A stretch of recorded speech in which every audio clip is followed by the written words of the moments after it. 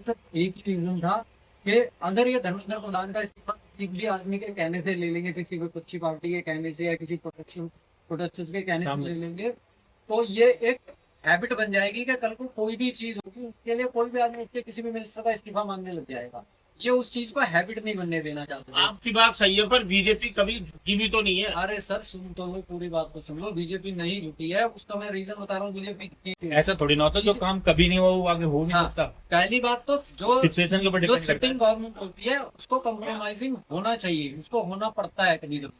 दूसरी बात बीजेपी और बात देश के बच्चों की थी यार। और दूसरी बात बीजेपी ने अगर यहाँ कम्प्रोमाइज किया, धर्मेंद्र प्रधान को जाना था अगस्त में, जो ये मिनिस्ट्री है ये सफल होने वाली थी। धर्मेंद्र प्रधान को, बीजेपी का एजेंडा ये था कि धर्मेंद्र प्रधान को तब हटाएंगे, लेकिन क्योंकि मुद्दा ज्यादा बढ़ गया इसलिए इन्होंने धर्मेंद्र प्रधान से अभी इस्तीफा ले लिया। और धर्मेंद्र प्रधान का इस्तीफा लेके इन्होंने ये मास्टर स्ट्रोक कर दिया। एक तो जैनजी सारा इनके फेवर में आ जाएगा, जैनजी टोटल अपने फेवर में कर लिया। दूसरा, जो इतने दिनों से मानसून सेशन चालू होने के बाद सदन नहीं चल पा रहा था, कल सदन को रोकने का इनके पास, विपक्षी पार्टी के पास कोई मुद्दा नहीं रहेगा, सब खत्म। आप इस्तीफा मांग रहे थे धर्मेंद्र प्रधान का, आ गया। एजुकेशन बिल में चेंज मांग रहे थे, नए कानून मांग रहे थे, वो ड्राफ्ट हमने तैयार कर लिया, उस पर मोशन आएगा, उस पर वोटिंग होगी, वोटिंग होने के बाद यार पर जो बच्चे मर गए उनका क्या होगा? उन्हें कुछ मिलेगा नहीं मिलेगा? मिलेगा रिटर्न में दे तो दिया कि उनको मैक्सिमम मुआवजा जितना सरकार की पॉलिसी के अंदर आएगा वो देंगे, वो दे तो दिया रिटर्न में। नहीं, मेरा एक सवाल है जैन साहब आपसे।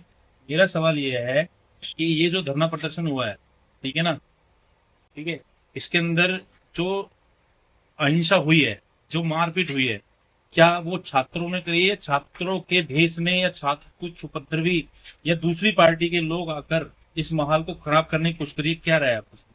नहीं, छात्रों ने कोई अहिंसा नहीं किया। इसमें जो भी अहिंसा हुई है वो एंटी सोशल एलिमेंट्स ने किया, और वो एंटी सोशल एलिमेंट्स प्लांट किए गए हैं दूसरी विपक्षी पार्टियों के द्वारा, वो प्लांटेड है।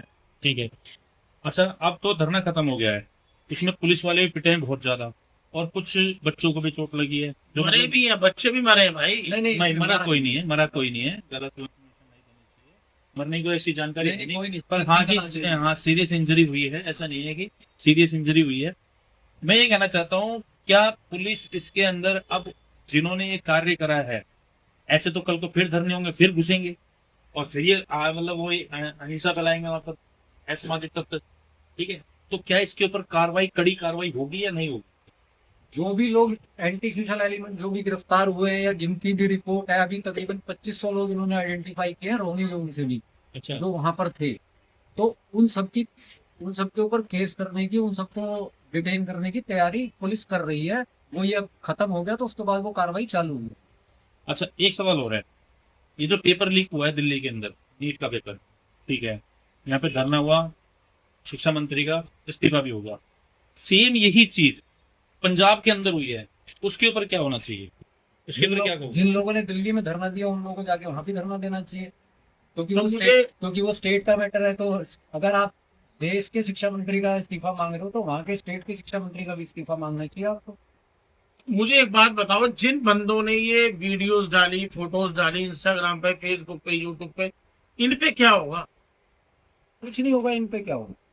इनके अकाउंट बंद होंगे, हैक होंगे। वो तो अकाउंट जो इलीगल एक्टिविटी चला रहे होंगे, अकाउंट ऑलरेडी बंद कर दिए गए, बंद कर दिए जाएंगे। जो उसमें से डिटेन करने लायक वो डिटेन करेंगे।